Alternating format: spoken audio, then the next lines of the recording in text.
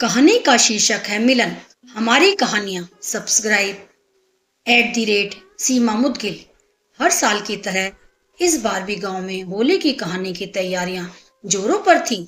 चारों तरफ रंग बिरंगे गुलाल की थालियां सजी थी और ढोल नगारों की थाप गूंज रही थी। लेकिन इस बार की होली की कहानी कुछ अलग थी। गांव के बीचों बीच बनी पुरानी हवेली जो सालों से खामोश पड़ी थी, इस बार चर्चा का केंद्र बन गई थी। लोग कहते थे कि हवेली में कोई रहस्य छिपा है और होली के दिन वो रहस्य सामने आने वाला था। कहानी की शुरुआत होती है नन्ही राधिका से, जो अपने दादाजी की बताई होली की कहानी सुनकर बड़ी हुई थी। दादाजी हमेशा कहते, होली सिर्फ रंगों का त्योहार नहीं बल्कि मन के भावों को उजागर करने का मौका है। राधिका को यह बातें बचपन से आकर्षित करती थी। इस बार उसने ठान लिया था कि वो हवेली के रहस्य को सुलझाएगी। होली से एक दिन पहले राधिका अपने दोस्त कृष्णा के साथ हवेली की ओर निकली। कृष्णा, जो गांव का सबसे शरारती लड़का था, हमेशा राधिका के साथ रहता था। दोनों की दोस्ती गांव में मशहूर थी। हवेली के दरवाजे पर पहुंचते ही उन्हें एक पुरानी डायरी मिली जिसके पन्नों पर लिखा था, यह होली की कहानी दो प्रेमियों की है जो रंगों में खो गए।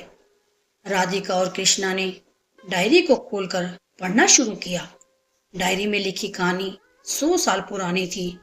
उसमें एक लड़की माया और एक लड़के रंगीलाल की प्रेम कहानी थी।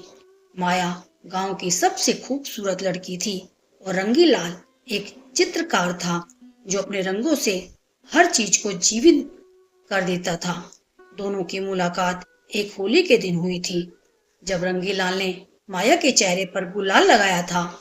उस पल में दोनों के दिल रंगों से भर गए, लेकिन उन होली की कहानी अधूरी रह गई थी।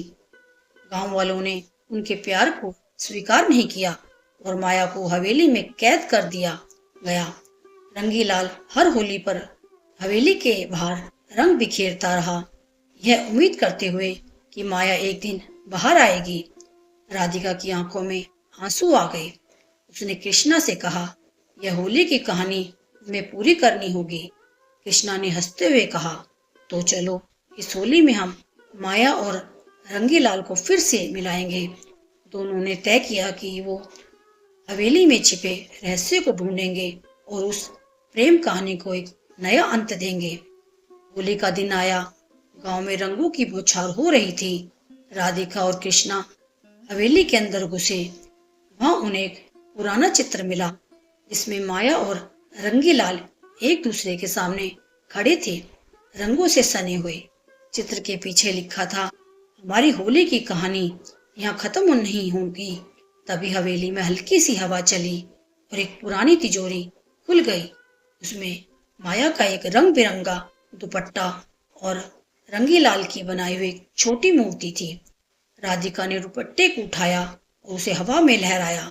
ऐसा लगा जैसे हवेली में कोई ऊर्जा जाग उठी हो। उसी रात जब गांव वाले होलिका दहन के लिए इकट्ठे हुए, राधिका और कृष्णा ने वह दुपट्टा और मूर्ति आग के पास रख दी।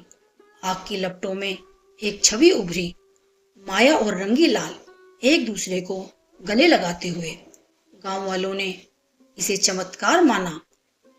उस दिन से हर कोई कहने लगा कि यह होली की कहानी सच्ची थी और रंगों ने दो प्रेमियों को हमेशा के लिए एक कर दिया। अगले दिन गांव में एक नई उमंग थी। सबने महसूस किया कि प्यार और विश्वास की शक्ति ने असंभव को संभव कर दिखाया। राधिका और कृष्णा भी इस जादुई परिवर्तन का हिस्सा बनकर गर्व महसूस कर रहे थे। उन्होंने अपनी इस यात्रा से सीखा कि सच्चे प्यार की कोई सीमा नहीं होती और हर कहानी का अंत वही होता है जो हम उसे देते हैं। इस घटना के बाद हवेली को एक ऐतिहासिक धरोहर के रूप में संरक्षित किया गया, जहां हर साल होली पर गांव वाले इकट्ठा होते और माया और रंगीलाल की प्रेम कहानी को याद करते।